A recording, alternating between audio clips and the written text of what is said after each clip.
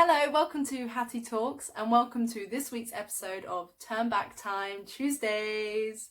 Tuesdays is now one of my favourite days of the week because I get to talk to you guys about historical figures or historical events that really interest me, and I hope they interest you too. Last week we spoke about Alexander Hamilton, so if you haven't watched that video, go check it out now. This week it's been requested that I talk about Lady Jane Grey, who's also known as the 9-Day Queen. If you haven't already, please do like this video and subscribe. And if you have, then thank you very much. You're much appreciated. Mwah, mwah, mwah. So first of all, we're going to find out who Lady Jane Grey was. And for that, we're going to need a family tree. Okay, so let's get started. It all starts with Henry VII. He has 4 children, including Henry VIII, who we all know, Ginger, 6 wives. Henry's youngest sister was called Mary. As I said, they did have other siblings, but I'm focusing on these 2. Henry has 3 children, Mary, Elizabeth, and Edward. Mary also has 3 children, Henry, Francis, and Eleanor. And now we're going to focus on Francis. Francis, keeping up the family tradition, also has 3 children, Jane, Catherine, and Mary. And this Jane is our Jane, Lady Jane Grey. Now remember that because that kind of comes in handy later on. Growing up, Jane learned Greek, Latin, Hebrew, and Italian, and was a strict Protestant. She once complained that she thought that her upbringing was a little bit too harsh, even though for the time it was a pretty standard upbringing. In 1547 she moved in with Thomas Seymour, who then married Catherine Parr, who you may recognise as Henry VIII's last wife. Unfortunately, Catherine Parr died about a year after Jane moved in due to complications after giving birth, and Jane was the chief mourner at her funeral. In 1553, Lady Jane Grey was married to Lord Guildford Dudley, who was the son of John Dudley, the Duke of Northumbria, who's kind of the villain in our story. But he's not really a villain, he's just kind of like most people were back then, just very power-driven, which kind of led to his downfall.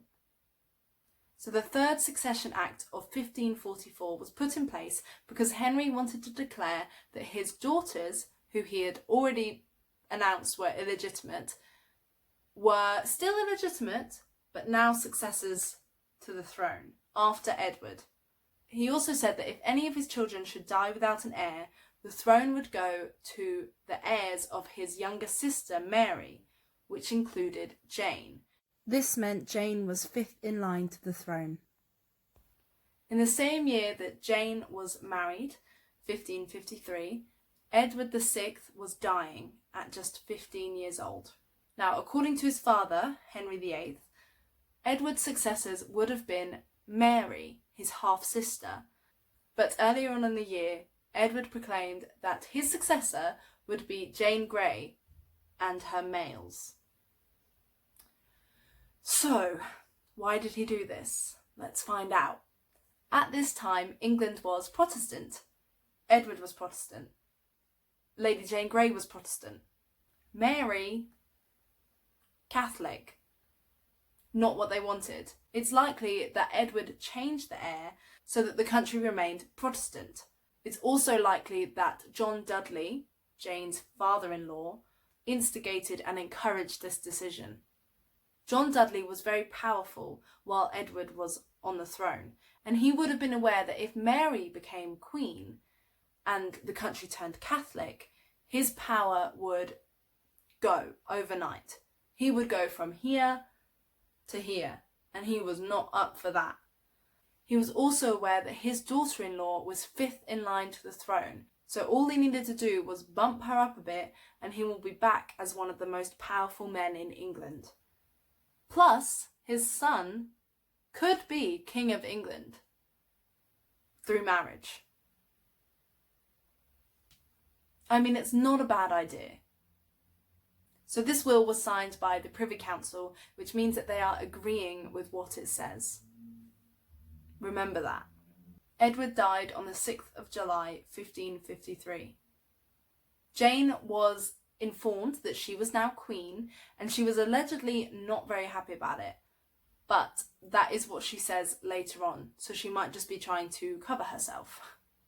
It's likely that part of her is relieved that it isn't Mary who's queen, because she would have been aware that if Mary was queen, the country would be Catholic, and all the Protestants, i.e. herself, her family, her friends, all of them may be discriminated against and convinced to convert, and if they don't, they might be punished, which is actually what ended up happening. So although the king died on the 6th of July, his death wasn't actually announced to the public until the 10th of July, which was also when Jane was proclaimed Queen of England. Now, John Dudley must have been thrilled at this, but the English public were less than pleased. One man actually shouted that Mary should have been queen, and he got his ears cut off for it.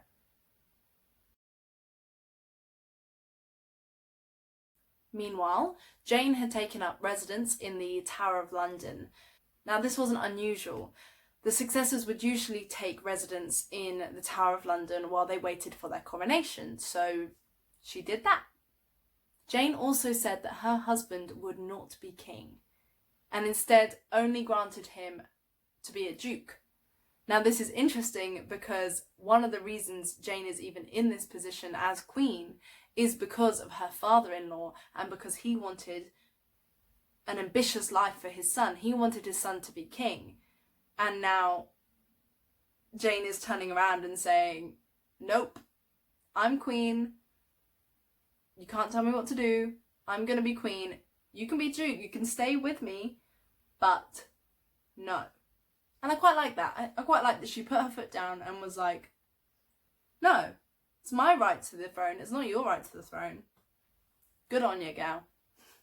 Now, just because Jane was proclaimed queen does not mean that Mary was just going to roll over and accept her fate. Mary had been informed that her half-brother was with ill health, and so she went to travel down to see him. But on her way, she was warned that this was a trap. Her half-brother was indeed deathly ill, but if Mary had gone to see him on his deathbed, she would have been a lot easier to control and capture and then have her throne taken off her. So, because of this warning, she instead travels to East Anglia and begins to rally up some support for her cause.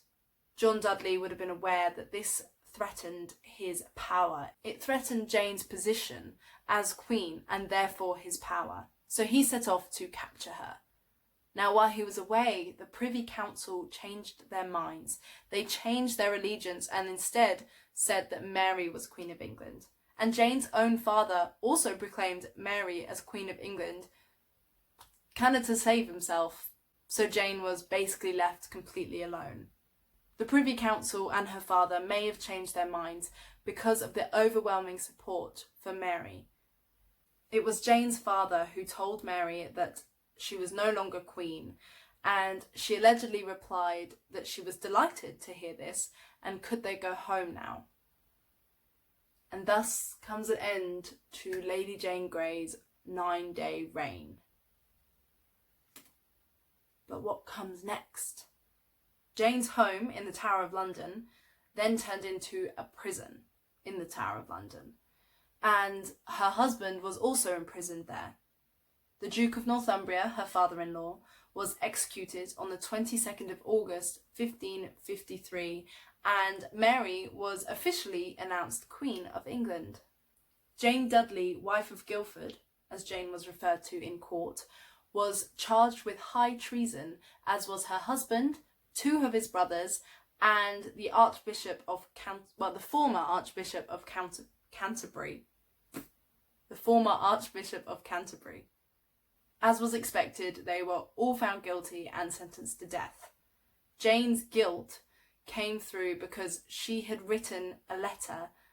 Well, she'd written multiple letters and signed them Jane the Queen, which showed that she had accepted the title and therefore the power that came with that title.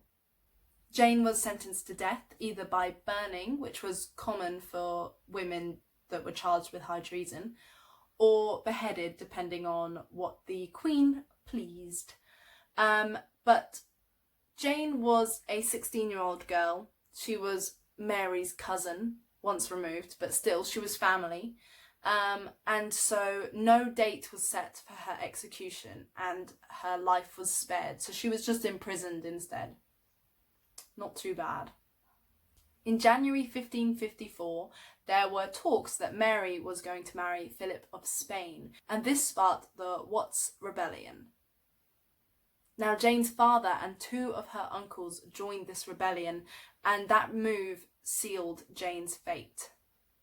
Mary realised that while Jane was alive, she's never going to have full control. There's always going to be doubt of her legitimacy, and Jane had to go. And so a date was set for Jane and her husband's execution. This date was postponed by 3 days because Mary wanted Jane to convert and be Catholic so that she could go to heaven when she died. But Jane refused. Jane did meet with the chaplain, Mary's private chaplain, and they did talk for hours, it was said, but he could not convert her. They did kind of become friends, and she allowed him to join her on the scaffold. On the morning of the 12th of February, 1554, Guildford was taken and beheaded. His remains would have passed by Jane's window, and it is likely that she would have seen this. And she was then taken to the Tower Green to be executed. On the scaffold, she handed her gloves and her handkerchief to the maid. As was customary, the executioner asked for her forgiveness, and she granted it. Here is what is said to be her last moments. Talking to the executioner, she said, "I pray you will dispatch of me quickly," and then asked if he will take it off her head before she lied down, to which he replied, "No." She then blindfolded herself and went to find the block but couldn't find it. She then cried, "What shall I do? Where is it?" Someone guided her to the block and she placed her head. Jane then spoke her last words, "Lord, into thy hands I commend my spirit." And she was beheaded. Sorry, that was a bit heavy at the end. None of my stories ever have a happy ending. I guess that's like part of history. But sorry that then I'm gonna try and find a happy one if you want. Or if you have any requests in general, please just comment them below. As I said, please like and subscribe. I really appreciate it. And I also have an Instagram that's under @HattieTalks. So find me on there. Like it, you can message me, I'll answer DMs. Yeah, have a lovely day and rest of the week, and I hope you're all well and safe. Wear your masks, social distance, do all that fun stuff. See you next week.